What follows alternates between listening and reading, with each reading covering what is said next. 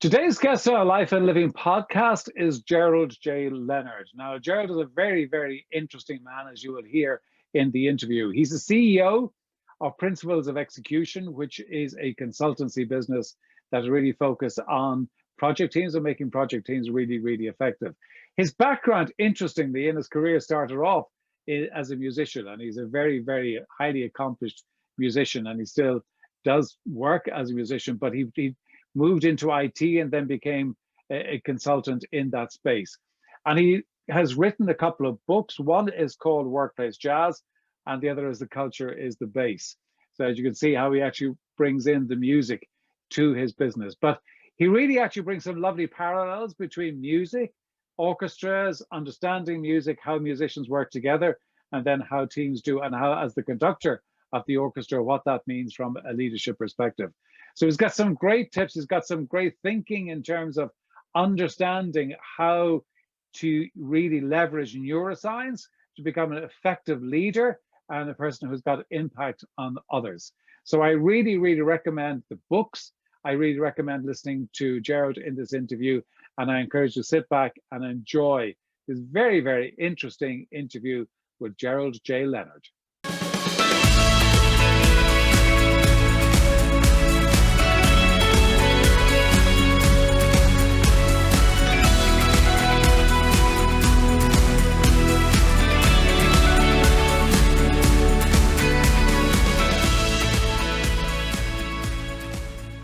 Today's guest on a Life and a Living podcast is Gerald J. Leonard. And Gerald is the CEO of Principles of Execution.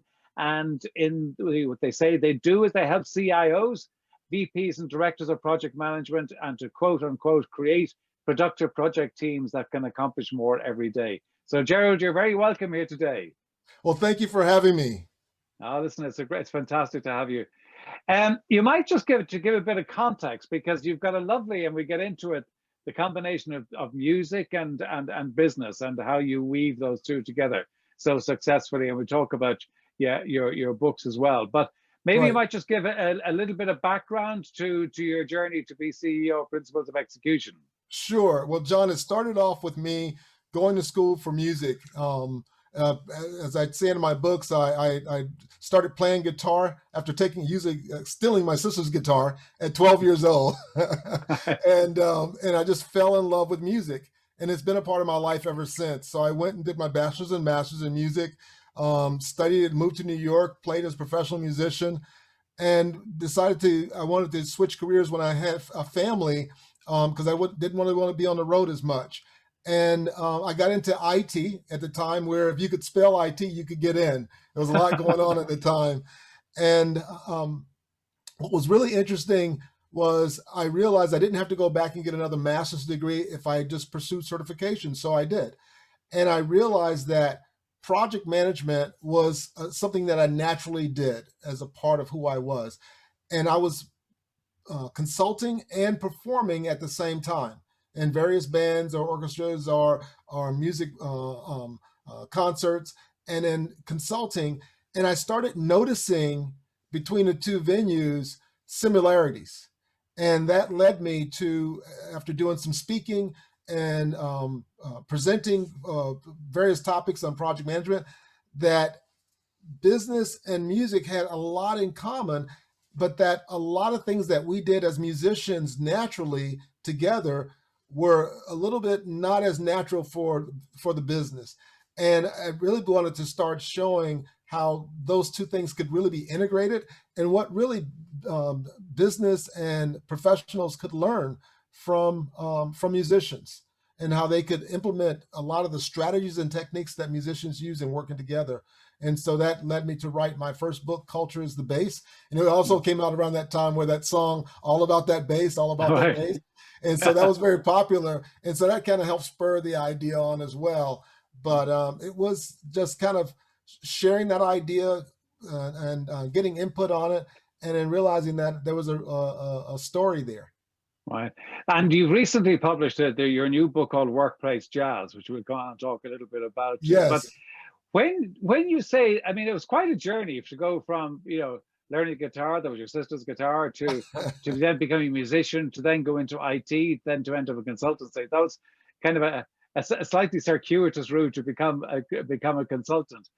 But if I ask you, in terms of, you talk about the things that you actually bring across from music into the consulting, talk a bit more about that. I mean, what has your musical experience taught you that has really helped you in the business and how you bring it to your clients?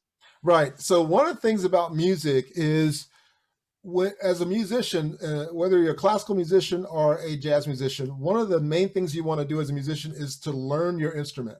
Really good musicians spend a lot of time practicing. So when you're spending a lot of time by yourself, and I'm talking like when I was in college, I spent 8-9 hours a day just practicing, besides going to class and everything else.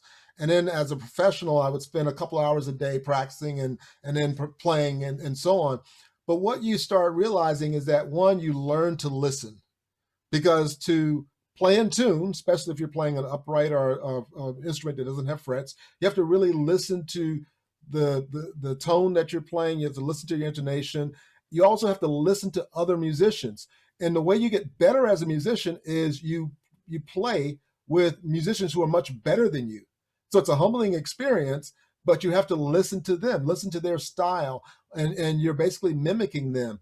Another thing that you're doing is you understand the value of practice, and that the repetition of practice helps ingrain a lot of the principles into your body, so that when you're playing on stage, you can stop thinking about practicing and just enjoy playing, because now it's ingrained in who you are and it's ingrained in your body. Learning to read notes. And from that standpoint, you're learning to code almost. It's the same concept as almost like writing code in software. And what I found was that a lot of the people that I got to know in music or in computer software and developers, they were also musicians. And there was this tie there. And that there was a part of our brains that music develops, a mathematical part of our brains, and this whole part of our brains that deals with abstract concepts like computers. So to me, one of my pet peeves is when I hear society says, well, we need to, decrease the budget and take music out of the schools. You're doing a major disservice to children, because music, they're having fun with it, but it also implies and gives them a lot. But another thing that I really got out of music was, as a musician, you always are looking for a instructor, a teacher, or a coach, because you want to get better. And so in business, I realized that to get better, I needed a coach. I needed an instructor. I needed a mentor. I needed to listen. I needed to practice my craft, whether it was developing better project management skills, or better coding skills, or better process management skills, or taking courses, but constantly learning, constantly developing, constantly improving. And it was that framework that I learned from being a musician that I was able to transfer in the business, and that really kind of helped me catapult a lot of what I'm doing in business to a different level, because I took the same principles that a musician uses to get better at their craft. Yeah. And when you talk, we are bringing that in, I mean, I kind of get it as a musician, that you would understand the value and the importance of practice. Yes. So I kind of get that. But you're not all the people you're dealing with. I've got a background as a musician. So how do you get people to actually buy into that, the importance of practice, and how do you explain to them how they practice in the workplace? Well, one of the things to do is when you're working in teams, and so the concept of my book is in both books is developing high performing teams. When you're working in teams, everyone has to bring a skill set to the table, whether you are a project manager, a business developer, a business analyst, a coder, a SME, or subject matter expert on a particular software product or whatever. You have to bring that expertise. And so by demonstrating, and honestly, the main impetus for training or coaching others is being an example, is being that tour guide, where you're setting the example, because honestly, we learn more from what we call our mirror neurons. And in my practice, I've actually combined 4 things: productivity, workplace culture, music, and neuroscience. And neuroscience, one, because I saw some things as I was raising my son that I wanted to understand better. So I started learning about neuroscience because there were a couple of developmental things I had to work with him on. And so I started reading books on it, and I got really interested in human development and brain development. But also, when it comes to developing teams, it gets into speech, it gets into how do you work together. And by demonstrating those concepts, you're able to move and motivate your teams to get better and to want to get better at their specific instrument or their specific craft. And so a lot of how do you motivate others to get better is by, one, the leader getting better themselves. It's leading by example. Okay. And one of the things you say, and I just quoted from your website, is about you create productive project teams that can accomplish more every day. That's your promise, if you like, to your clients. So when you go into work with a team, a project team, Right. how do you actually, what are the things that you do that help them to accomplish more every day? Well, one is by showing them specific techniques and skills of how do you get more done in less time. Obviously prioritizing your work. I was working with one team and we were meeting every day. And we were talking about issues. And I said, okay, as we're talking through these issues, why don't we just create a spreadsheet and post it on this website? And we're going to keep track of everything that we're doing. It seemed very simple, but a lot of times, teams get together and they kind of talk about things and someone's writing them down, but it's not something that everyone can visually see. And what I realize is if I take something like a spreadsheet, put it on a website, and then everybody on the call, and then now at this point, because of the pandemic, we're all doing this virtually. So everybody's on a Zoom call or a Microsoft Teams call, but we can all see the same thing. And so by seeing the same thing and tracking against it, it allowed the meetings to go much faster. It kept us from missing things that we were all working on, and it allowed us to be more productive in the meetings because it gave us a visual of what we were working on and what we needed to track, what was accomplished, who had what, and whose court the item was in, and where it was at in the process. So having processes built in, but also teaching them, small techniques of how do you get more done in your day? How do you prioritize your activity list? How do you prioritize your to-do list? How do you work together and be more effective and efficient, and use the meetings to be more effective and efficient? And so a lot of it is the coaching, training, but again, by example and using certain techniques around getting things done.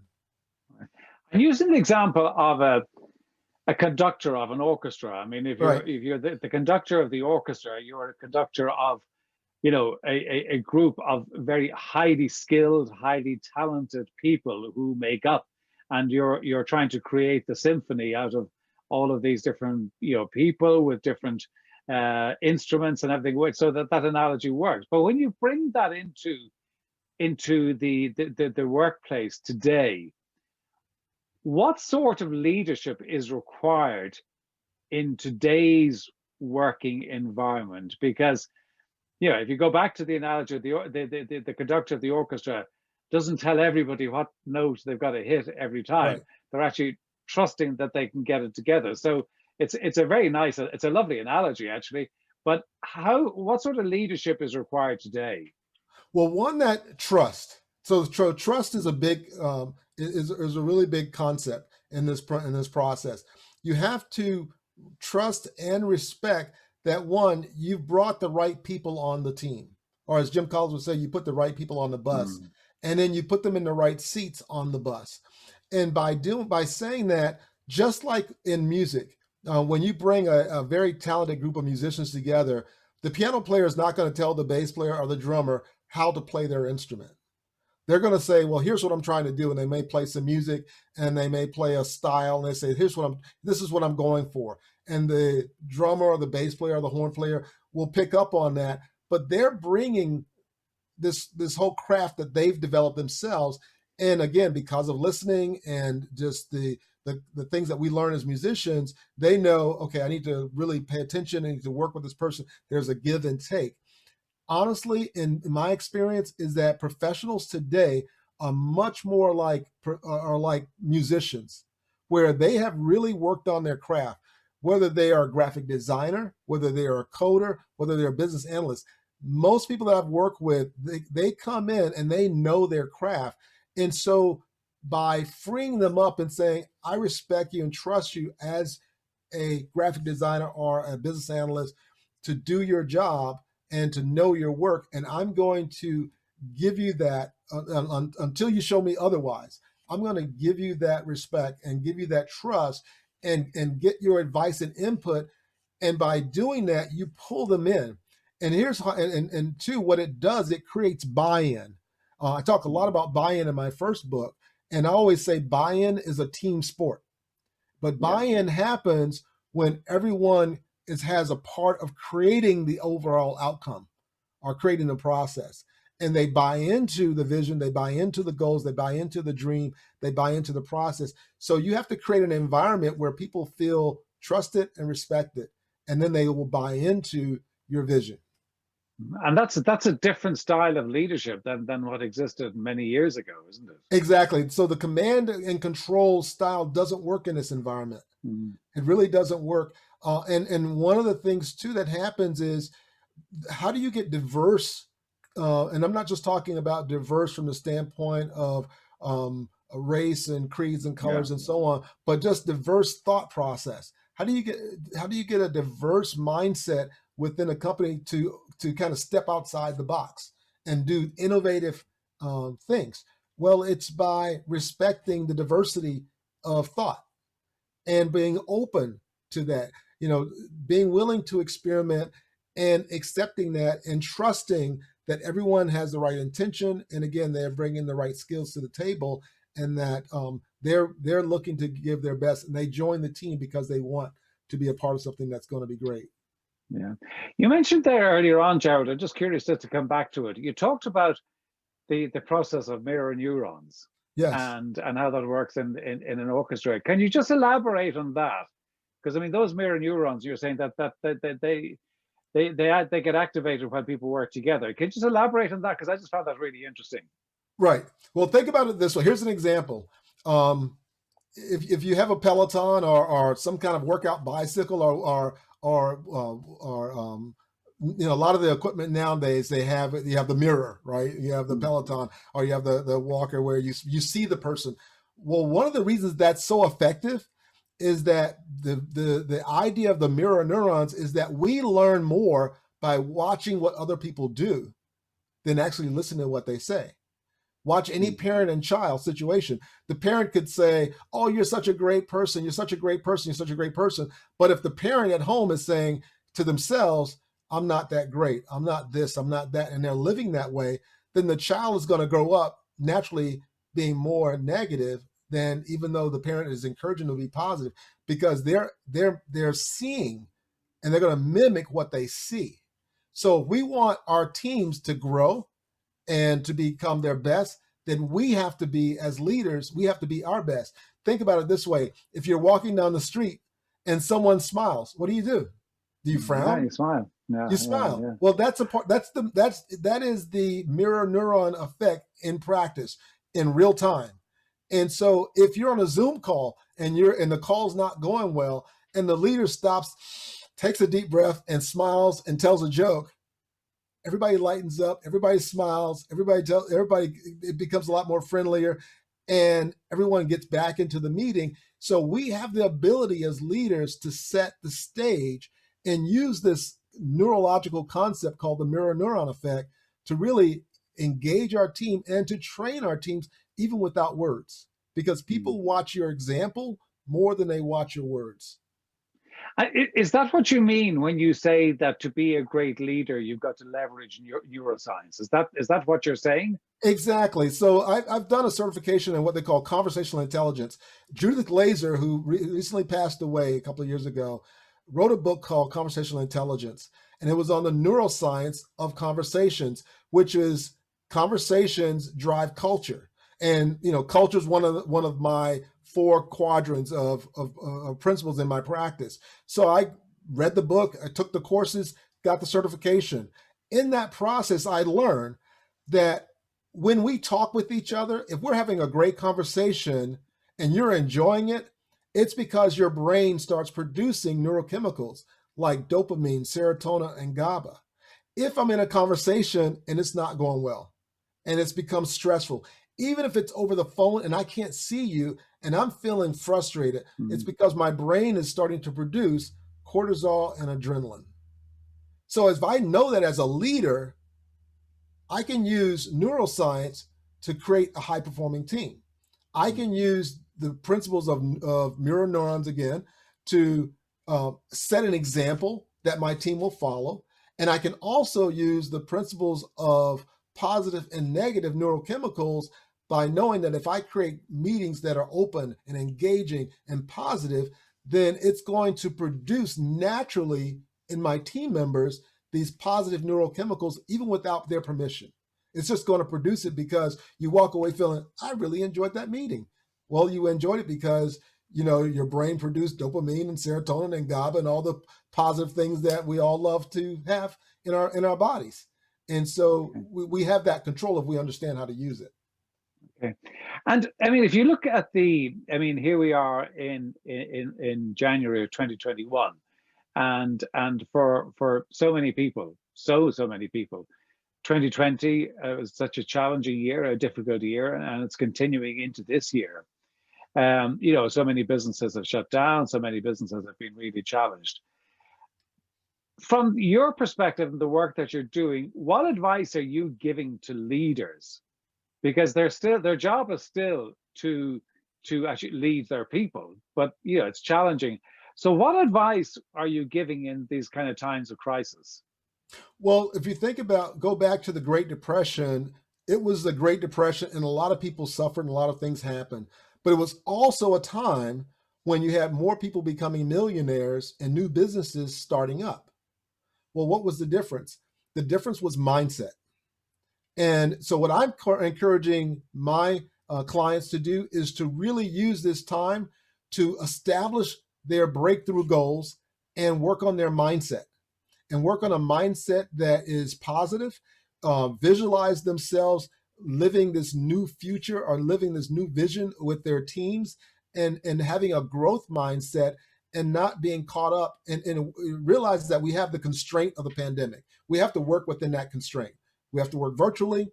We have to wear masks. We have to socially distance. We have to do things that in some ways are uncomfortable. We can't take all the trips we want and get on the planes and do everything that we want to do without the consequences of that, obviously. And so how do you work around that? Well, you work within the constraint. You take advantage of the constraint and you realize that by visualizing what's going to be afterwards, and whether it's meditating on that, whether it's positioning your team for that future success, being creative, working with the team to come up with innovative ideas. And if you think about it, all of the organizations that are agile and innovative and creative, they've actually grown during the pandemic. Think of Netflix. Think of some of the movie houses. They've figured out different ways to produce movies. They figured out different ways to grow their business. Even DoorDash and other organizations like that, they figured out different ways to exist. The ones that were not agile, they were not innovative, they didn't reach out and pull their employees in to get different ideas of how could they make it work. They're either closing their doors or having a really hard time and they're struggling. Mm-hmm. And so by being innovative from the standpoint of getting others on the team to engage with you, it's going to help you to really take your business, your personal life to a different level, even during the pandemic. And it really does make a big difference. Yeah, I think it's interesting, and I'm sure that you've come across this too. I mean, in the work that I do, and I work at some very large companies that would, very traditionally everybody was in the office, every day all together. Right. Now suddenly nobody's in the office and everybody's at home. And if you had said that to people, in 2019, by the way, as of the 1st of March, all of your people would be working from home, they would have got, what? I mean, just panic.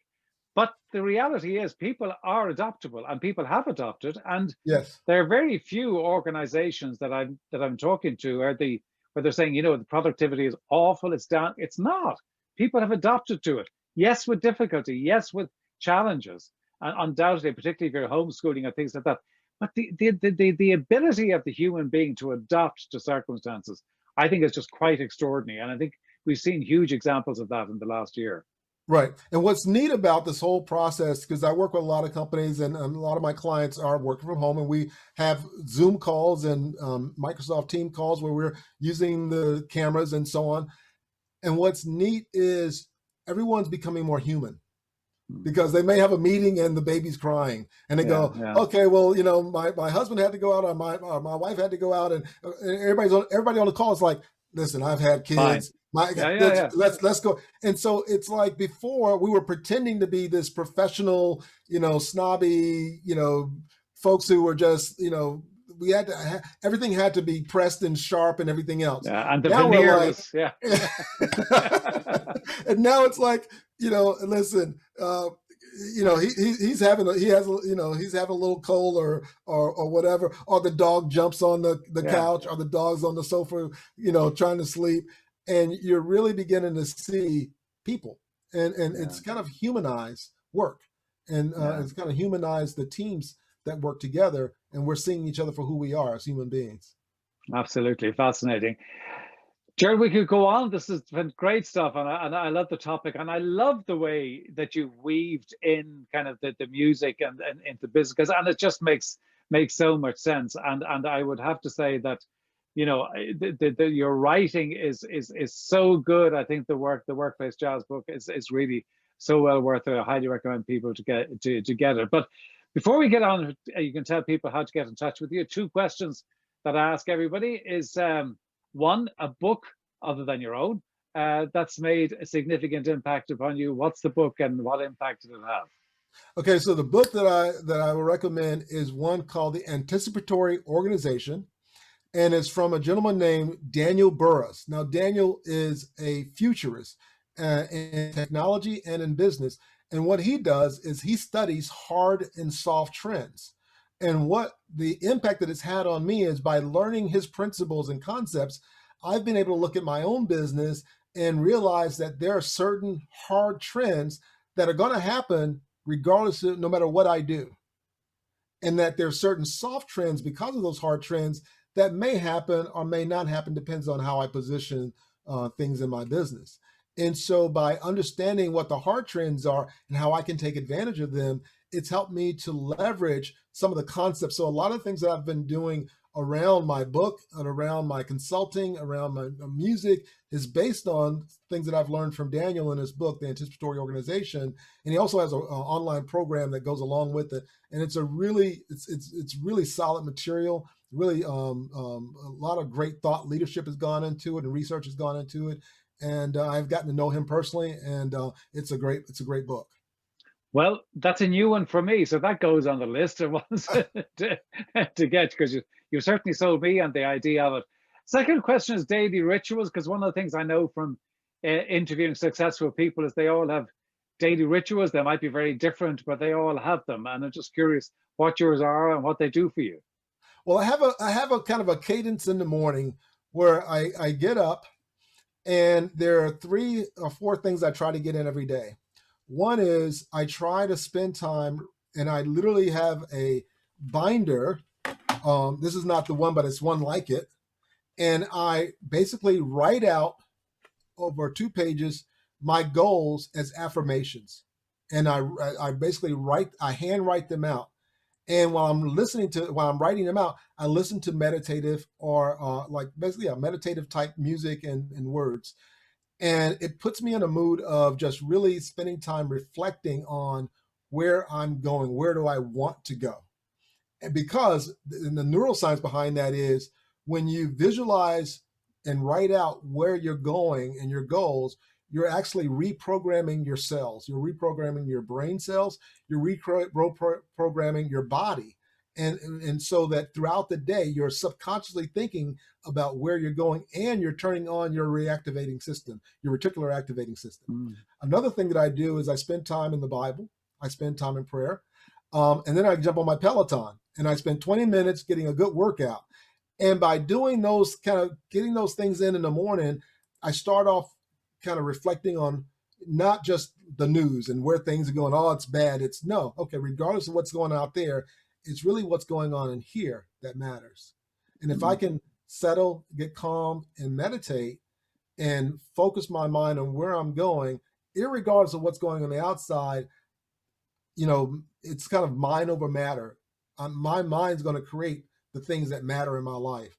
And by reflecting on higher principles and then working on my body, working on trying to stay healthy, trying to stay in shape and get a good sweat in. And then I know that regardless of what goes on throughout the day, I'm setting myself up for a really good day. Another thing I do is I always prioritize my day. I look at my calendar and I prioritize my to-do list, and I try to get at least 2 to 3 things on my to-do list done that are the critical. What's important now? I write that at the top of my to-do list. It's the win. What's important now? That's a winning. Can I ask you, just when you're writing about the goals that you write down every day, are they your longer term goals or your short term goals? I mean, when you say longer term, are they kind of 2 or 3 years out? Is that the way you do it? It's a mixture. Some are a 1-year goal, some are 5-year goals, some are even 10-year goals. But it's the ones that I've kind of gone through the list and said, these are the ones that are critical, important to me. And I've kind of used the circle of the various compartments of my life, family, friends, and Sure. work and business and so on. But I write them out as affirmations. I'm joyful, I'm grateful to be. And then I stop, and then I've actually, in the beginning of the book, I've kind of created images or pictures of what that looks like for me. And I just use that time to meditate and think about, where am I going? What do I want to be? And I begin to realize, how am I getting there? And it's neat when you can kind of cross one off and put and substitute another one, because that goal has actually come true. And honestly, I've seen more growth in the last year by doing that consistently than any other practice that I do. And you don't mind me asking again, how long does that take you to write that out? Like maybe 10, 15 minutes. 10, 20 minutes. Okay, that's just to get a sense. That's really good. I really like that idea. I think it's really, really good. Gerald, before we wrap up, where can people reach out to you and get in touch with you? Where can they get your books? The best place to go is to my book's website, and it's called Workplace with a dash jazz.com. Workplace-jazz.com. You'll find my books, you'll find my interviews, you'll find my podcast, YouTube channel. You'll find my the 3 singles that I've produced. I have a song now called Workplace Jazz that I just released this week. It's on iTunes and Spotify, all the music channels.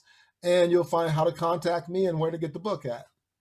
Fantastic. You'll also see the endorsements I've received. Brilliant. Gerald, it's been a real pleasure and a real honor to have you here. I wish you every success with the book, with the music, and with the business. And we'd love to have you back for another chat. I would love to, John. Thanks so much. I appreciate it. Very grateful.